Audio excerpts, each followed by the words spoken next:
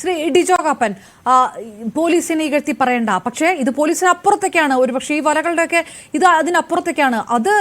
അതിപ്പോൾ ഏത് സർക്കാർ മാറി വരികയാണെങ്കിലും അത് സമ്മതിക്കാൻ ശ്രീ കെ എൻ ഗോപിനാഥ് എന്തിനാണ് മടി കാണിക്കുന്നത് അറിയില്ല. ഞാൻ വളരെ ജനറലായിട്ട് പറയുന്ന ഒരു വിഷയമല്ല. ഒരാൾക്ക് പണത്തിന് ആവശ്യം വരുന്നു, അത് KSRTC ബസ് കണ്ടക്ടറായിട്ടില്ല മറ്റാരെങ്കിലും ആകട്ടെ, കൃത്യമായ രീതിയിൽ നിങ്ങളൊരു ബാങ്കിൽ പോകുമ്പോൾ ആ ബാങ്ക് നിങ്ങൾക്ക് പണം നൽകുന്നില്ല. അവിടെ KSRTCയുടെ വിഷയമുണ്ട്.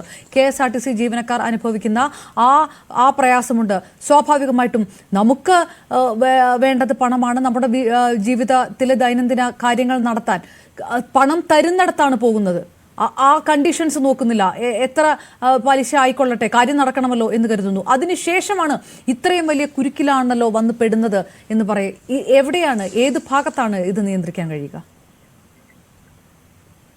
ഇവിടെ ഞാൻ മനോജ് പരാതി കൊടുത്തില്ല എന്ന് പറയുന്നതിനകത്ത് ഞാൻ ഒരിക്കലും മനോജിനെ കുറ്റപ്പെടുത്തില്ല. എന്താന്ന് വെച്ച് കഴിഞ്ഞാൽ, എനിക്കറിയാവുന്ന ഒരു സാറ് മകനെ പഠിപ്പിക്കാൻ വേണ്ടിയിട്ട് കുറച്ച് പണം ബാങ്കിൽ ചെന്നപ്പോ കിട്ടിയില്ല. പെട്ടെന്ന് ഡേറ്റ് കഴിയാൻ പോകുന്നു. ഇതുപോലെ ഒരു പലിശക്കാരുടെ അടുത്തുനിന്ന് എടുത്തു. പൈസ ഇല്ലാത്തോണമല്ല വാങ്ങിക്കുന്നത്. മകൻ വിട്ടുപോയി, പഠിക്കുന്ന അടുത്തുനിന്ന് റിട്ടേണും ഇല്ല. അവസാനം ഇവരെന്താ ചെയ്യുന്നതെന്ന് വെച്ച് കഴിഞ്ഞാൽ, നേരെ സ്കൂളിലോട്ട് ചെല്ലുക. സ്കൂളിൽ ചെന്ന് ബഹളം ഉണ്ടാക്കുമ്പോൾ സ്വാഭാവികമായിട്ടും പിറ്റേ ദിവസം തന്നെ ഭാര്യയുടെ താലിമാല പറിച്ച് അല്ലെങ്കിൽ അത് വിറ്റിട്ട് കൊടുക്കും. ഇല്ലെങ്കിൽ സ്ത്രീകളെ അങ്ങ് പേടിപ്പിക്കുക. ഇപ്പോഴത്തെ ഇവരുടെ ഏറ്റവും വലിയ നമ്പർ എന്ന് പറഞ്ഞാൽ, പുരുഷന്മാർക്ക് ലോൺ കൊടുക്കണമെങ്കിൽ അമ്മയുടെയും ഭാര്യയുടെയും ചെക്ക് വേണമെന്നാ പറയുന്നത്. അപ്പൊ അങ്ങനെയുള്ള ഒരു സ്ഥലത്ത് സ്വാഭാവികമായും ഈ മനോജ് എന്ന് പറയുന്ന കണ്ടക്ടർ എന്താ, അദ്ദേഹം ഡ്യൂട്ടിക്ക് പോകുന്നയാളാ. ഇവര് യാതൊരു മടിയും കൂടാതെ യാത്രക്കാരുടെ എടുത്ത് വെച്ച് കാശ് മേടിച്ചാൽ പോരാ, തിരിച്ചു തരണം എന്നൊക്കെ പറഞ്ഞ് അപമാനിക്കുമെന്ന് പേടിച്ചിട്ടായിരിക്കാം നമുക്ക് മരിച്ചു പോയതുകൊണ്ട് നമുക്കറിയത്തില്ല. എന്തായാലും ഇക്കാര്യത്തിൽ കേരളത്തിൽ അല്ലെങ്കിൽ ഇന്ത്യയിലെ പൊതുമേഖലാ നമ്മുടെ ബാങ്കുകൾക്കും ഇതിന്റെ ഒരു ഉത്തരവാദിത്വമുണ്ട്. സർഫാസി ആക്ട് ആണെങ്കിൽ പാർലമെന്റിൽ ചർച്ച കൂടാതെ പാസ്സാക്കി. അതിനുശേഷം ഞങ്ങളൊക്കെ ചില MP-മാരുടെ അടുത്ത് ഒരു നിവേദനം കൊടുത്തിരുന്നു. അതായത് നമ്മളൊരു ബാങ്കിൽ നിന്ന് ലോൺ എടുത്ത് കുടിശ്ശിക വന്ന് ഇത് ജപ്തിയുടെ ഇതായി കഴിയുമ്പോൾ എങ്ങനെയും കൊണ്ട് അടച്ചു കഴിഞ്ഞാലും നമ്മുടെ ക്രെഡിറ്റ് സ്കോർ താഴെ പോകും. ആ താഴെ പോകുന്ന ഇവര് പിന്നെ മാറ്റില്ല. അപ്പൊ നമുക്ക് ഇപ്പൊ നമ്മള് ഒരു കാറ് മേടിച്ചതിന് അത് നമ്മൾ തീർത്തു കഴിഞ്ഞ് കഴിയുമ്പോൾ നമ്മുടെ ക്രെഡിറ്റ് സ്കോർ ഈ മൈനസ് ആയിട്ട് കിടക്കാൻ പാടില്ലല്ലോ. അത് നമ്മുടെ സ്കോറ് പിന്നെ നമുക്ക് ആവശ്യാനുസരണമുള്ള സ്കോർ ഉണ്ടെങ്കിലേ നമ്മളൊരു വീട് വെക്കണമെങ്കിൽ ഇത് കിട്ടുള്ളൂ. അപ്പൊ അത് സംബന്ധിച്ച് നിരവധി പ്രാവശ്യം പാർലമെന്റിലും ഒക്കെ പറഞ്ഞു. എന്തായാലും കഴിഞ്ഞ ആഴ്ച കേന്ദ്ര ഗവൺമെന്റ് അത് സംബന്ധിച്ച് ഒരു ഉത്തരവ് ഇറക്കിയിട്ടുണ്ട്.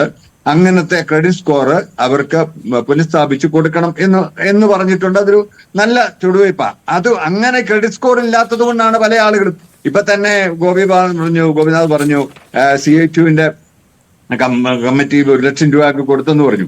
ഒരുപക്ഷെ CA2-ന്റെ സൊസൈറ്റി പണമില്ലാതെ വന്നതുകൊണ്ടായിരിക്കും ഇദ്ദേഹം പോകാൻ സാധ്യത ഉണ്ടായത് ഈ ബ്ലേഡ് പലിശക്കാരുടെ അടുത്ത്. അത് നമുക്കറിയത്തില്ല. അതൊരു അന്വേഷണത്തിലൂടെ വരാൻ പറ്റുള്ളൂ. പിന്നെ ഞാനിവിടെ പറയണ്ട എന്ന് ഉദ്ദേശിച്ചതാണെങ്കിലും ഞാൻ മുമ്പേ സൂചിപ്പിച്ചതുപോലെ ഈ ചർച്ച കഴിയുമ്പോൾ ചില ഈ പൊതുമേഖലയ്ക്ക് വേണ്ടി അല്ലെങ്കിൽ പൊതുഗതാഗതത്തിന് വേണ്ടി സംസാരിക്കുന്നതുകൊണ്ട് ചില പ്രേക്ഷകർ നമ്മളോട് രൂക്ഷമായ ചോദ്യം ഇത് കഴിയുമ്പോൾ വിളിച്ചു ചോദിക്കും. എന്നോടൊരു പ്രേക്ഷകൻ ചോദിച്ചൊരു ചോദ്യമുണ്ട്. ഞാൻ സ്വകാര്യ ബസ്സുകളുടെ വക്താവല്ല, എങ്കിൽ പോലും പ്രേക്ഷകനെ ഉദ്ധരിച്ചുകൊണ്ട് ഞാൻ തന്നെ പറയാം. സ്വകാര്യ ബസ് ഉടമകൾ വർഷം 2 ലക്ഷം രൂപ ടാക്സ് കൊടുക്കുന്നുണ്ട്. എന്നിട്ട് ഈ കഴിഞ്ഞ 8 കൊല്ലം കൊണ്ട് ഞങ്ങളുടെ നികുതി പണത്തിൽ നിന്ന് 10,000 കോടി രൂപ കൊടുത്തിട്ട് ഈ KSRTC ബസ് ഓടുന്നതിന് നിങ്ങൾ എന്തിനു സപ്പോർട്ട് ചെയ്യുന്നു? ഞാനത് കണക്ക് കൂട്ടി നോക്കിയപ്പോൾ ഒരു ബസ് ഓടിക്കാൻ 5,000 രൂപ പൊതുഖജനാവിൽ നിന്ന് കൊടുത്തുകൊണ്ടാണ് 2 ലക്ഷം രൂപ സ്വകാര്യ ബസ് ഉടമകൾ സർക്കാരിലേക്ക് അടയ്ക്കുമ്പം കേരളത്തിലെ ജനങ്ങളുടെ പോക്കറ്റിൽ നിന്ന് ഈ ഇത്രയും രൂപ എടുത്തു കൊടുക്കുന്നത് കണക്കാക്കിയാൽ, ഈ കേരളത്തിൽ ഓടുന്ന ബസ്സുകളെ വെച്ച് കണക്കാക്കിയാൽ 5,000 രൂപ വെച്ച് പ്രതിദിനം ഓരോ KSRTC ബസ് കേരളത്തിൽ ഓടുമ്പോഴും നമ്മൾ കൊടുത്തോണ്ടിരിക്കുക. നമ്മളൊക്കെ ഒരു കാലഘട്ടങ്ങളിൽ ഇവിടെ മൊബൈൽ ഫോണ് എതിരായിട്ട് ഇവിടെ വലിയ സമരം നടന്നിരുന്നു. റിലയൻസ് വന്നപ്പോഴും ഞാൻ ഇപ്പോഴും BSNL മൊബൈൽ ഫോണാണ് ഉപയോഗിക്കുന്നത്. അതൊരു പൊതുമേഖലാ സ്ഥാപനം എന്നുള്ളതുകൊണ്ട് നെറ്റൊക്കെ വളരെ സ്ലോ ഒക്കെ എങ്കിൽ പോലും. പക്ഷേ ഇന്നിപ്പോ ആളുകളുടെ എല്ലാം കയ്യിൽ അത് ചെല്ലാൻ കാരണം എന്താ? ഇവിടെ സ്വകാര്യ ആളുകൾ വന്നപ്പോ കോമ്പറ്റീഷൻ ഭയങ്കരമായി എന്ന് പറഞ്ഞതുപോലെ ഇവിടെ കോമ്പറ്റീഷൻ ഉണ്ടായിട്ട് പോലും KSRTCക്ക് അതിനെ അതിജീവിക്കാൻ കഴിയുന്നില്ല. പിന്നെ എപ്പോഴും ഈ ട്രേഡ് യൂണിയൻ നേതാക്കൾ വന്നിട്ട് പ്രേക്ഷകരെ തെറ്റിദ്ധരിപ്പിക്കും. മാനേജ്മെന്റിന്റെ ഘടികാരിസ്ഥതയാണ്. പ്രേക്ഷകർ മനസ്സിലാക്കണം, KSRTC മാനേജ്മെന്റിൽ ആരാണ് മാനേജ്മെന്റ് എന്നുള്ളതാണ്. ഗവൺമെന്റ് അപ്പോയിന്റ് ചെയ്യുന്ന ഒരു മാനേജിംഗ് ഡയറക്ടറും ഒരു അക്കൗണ്ട്സ് ഓഫീസർ ഒഴിച്ച് ബാക്കി മുഴുവൻ ആളുകളും KSRTCയിൽ ക്ലർക്കായി കയറി ATO ആയി DTO ആയി എക്സിക്യൂട്ടീവ് ഡയറക്ടർ ആയവരാ. ഇവരെ ഇത് നന്നാക്കാൻ വേണ്ടിയിട്ട് സുശീൽ ഖന്ന എന്ന് പറയുന്ന ബംഗാളിൽ നിന്ന് വന്ന ഒരു എക്സ്പെർട്ട് റിപ്പോർട്ട് കൊടുത്തു. അദ്ദേഹം കണ്ടെത്തി അയോഗ്യരായ ഒത്തിരി പേർ അവിടെ ഇരിപ്പുണ്ട്, അവരെയൊക്കെ മാറ്റണം. അവർക്ക് ഇപ്പോഴും ഇരിക്കുക, KSRTC താഴോട്ട് പോകും. എത്രയോ കാലമായി പറയുന്നു HO മുതലുള്ളത് പ്രൊഫഷണൽ ഡിഗ്രിയൊക്കെ ഉള്ള ആളുകളെ കൊണ്ടുവരണം, എന്നാലേ ഇത് നന്നാവുള്ളൂ എന്ന്. അത് നന്നാക്കാൻ ശ്രമിക്കല. നിങ്ങൾ എന്നോട് പിണങ്ങരുത്. ഞാനൊരു കാര്യം ചോദിച്ചോട്ടെ. കഴിഞ്ഞ LDF ഗവൺമെന്റിന്റെ കാലത്ത് 6 മാനേജിംഗ് ഡയറക്ടർമാരെ മാറ്റി. അതിലൊരു മാനേജിംഗ് ഡയറക്ടർക്ക് അന്നത്തെ CITUവിന്റെ പ്രസിഡന്റ് പറഞ്ഞു, താൻ നാളെ ആ കസേരയിൽ ഉണ്ടാവില്ല, ഞാനാ പറയുന്നതെന്ന് പറഞ്ഞു. ആ മാസം കൃത്യം ഗവൺമെന്റിന്റെ സപ്പോർട്ട് ഇല്ലാതെ ഇവർക്ക് 1-ാം തീയതി ശമ്പളം കൊടുത്ത MD ആ MD ഇദ്ദേഹം പറഞ്ഞതുപോലെ പിറ്റേ ദിവസം ആ കസേരയിൽ നിന്ന് മാറ്റി.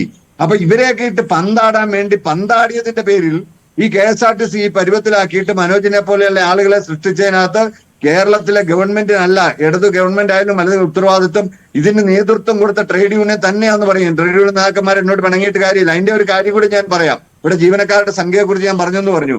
1980-85 കാലഘട്ടങ്ങളിൽ ഒരു ബസ്സിന് 12 ജീവനക്കാരുണ്ടായിരുന്നപ്പം ഞങ്ങളിത് കൂടുതലാണ്, തമിഴ്നാട്ടിലെ പോലെയൊക്കെ ഇത് 7-ലോട്ടും 6-ലോട്ടും വന്നില്ലെങ്കിൽ നിങ്ങൾക്ക് ശമ്പളവും പെൻഷനും മുടങ്ങുമെന്ന് പറഞ്ഞപ്പം ഞങ്ങളെയൊക്കെ ആക്ഷേപിക്കുമായിരുന്നു. ഇന്നത് 7-ലോട്ട് വന്നിട്ട് നമുക്ക് ശമ്പളം 1-ാം തീയതി കൊടുക്കാൻ പറ്റുന്നില്ലെങ്കിൽ കഴിഞ്ഞ കാല ബാധ്യതയാണ്. ഇപ്പൊ കഴിഞ്ഞ ദിവസം കൊടുത്ത 93 കോടി രൂപയില് 70 കോടി രൂപ കഴിഞ്ഞ കാല ബാധ്യത അടയ്ക്കാൻ വേണ്ടിയിട്ടാ. ബാക്കി പണമേ ശമ്പളമായിട്ട് കിട്ടുന്നുള്ളൂ. അപ്പൊ ഇതൊക്കെ പറയിപ്പിക്കാൻ ഇടവരുത്തിയത് ഇനിയെങ്കിലും നിങ്ങൾ ഇതിൽ നിന്നൊരു മാറ്റം ഉണ്ടാക്കിയില്ലെങ്കിൽ സ്വാഭാവികമായിട്ടും ഇത് വലിയ അപകടത്തിലോട്ട് പോകും. ഈ പൊതുമേഖലാ സ്ഥാപനം ഇല്ലാതെ വന്നാൽ കേരളത്തിലെ പാവപ്പെട്ട യാത്രക്കാർക്ക് ഇന്നിപ്പം ഈ മാസം കേരളത്തിലെ എല്ലാ നിയോജക മണ്ഡലത്തിലെ MLA യോഗം വിളിച്ചു കൂട്ടിക്കൊണ്ടിരിക്കുക. പൊതുമേഖലയെ നിലനിർത്തണം, അതുകൊണ്ട് പോക്കറ്റ് റോഡുകളിൽ കൂടിയൊക്കെ നമുക്ക് സർവീസ് സ്വകാര്യ ആളുകളെങ്കിലും വരണം എന്നും പറഞ്ഞുകൊണ്ട്. പക്ഷെ വരികയില്ല. എന്താന്ന് വെച്ചാൽ ഇന്ത്യയിൽ ഒരിടത്തുമില്ലാത്ത ചാർജ് വന്നതുകൊണ്ട് കേരളത്തില് 1,20,00,000 സ്കൂട്ടറുകൾ വാങ്ങിയത് ഈ പൊതുഗതാഗതം കേരളത്തിൽ നശിച്ചു.